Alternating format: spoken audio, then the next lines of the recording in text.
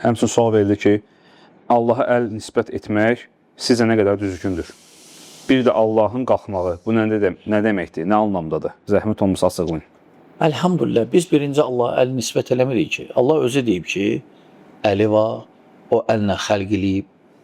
Allah özü deyir ki, ovucu var və həmçinin barmaqları var. Bunu Allah özü deyib və həmçinin Allah yüksəlməyi səmaya özü deyib. Özü deyib. Biz deməmişik. Lakin Allahın əli ilə bizim əlimiz arasında fərq var. Hətta məxluq arasında əllər bir deyil. O ki, qaldı xaliqlə məxluqun arasında.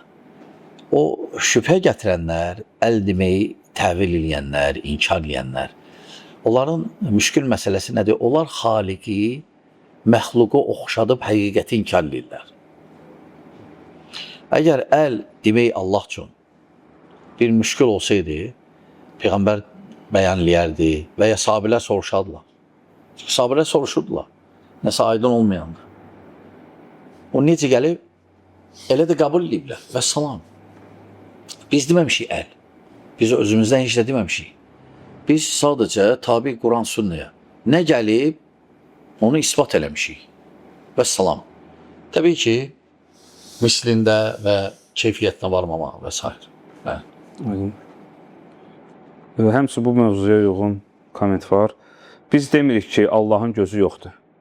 Və əgər Allahın gözü yoxsa deməli görmür. Əstəğfurullah. Əksinə, İxlas surəsi 4-cü ayədə onun heç bir tayı bərabəri yoxdur deyilir.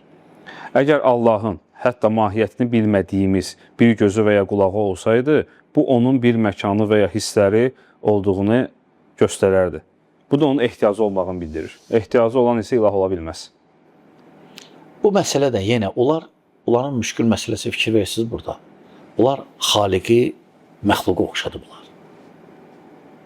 Xaliqi məxluqa oxşadıb və deyirlər ki, yox. Göz desək məsələn, görməyin. Bir yandan deyir, yox, biz demirik, yoxdur. Sonra deyir, yox, var desək, ehtiyacda olacaq. Deyək, yoxdur. Yəni, görmür. Onu da deyə bilmir.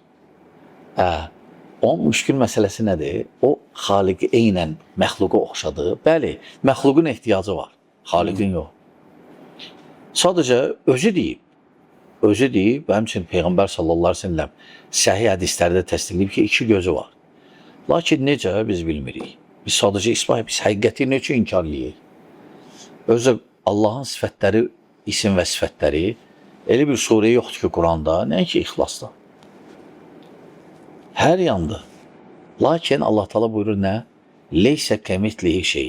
Onun mislində heç nə yoxdur. Və vəs-səmiul basir. O eşidib görür. Biz də eşidib görürük. Lakin onun eşidib görməyi bizim eşidib görmək kimi deyil axı. Aydındır. Yəni onların müşkül məsələsi nədir? Onlar müqayisə edirlər məxluqla və inkar edirlər Allahın kəlamı, Peyğəmbərin sözü. Bəli.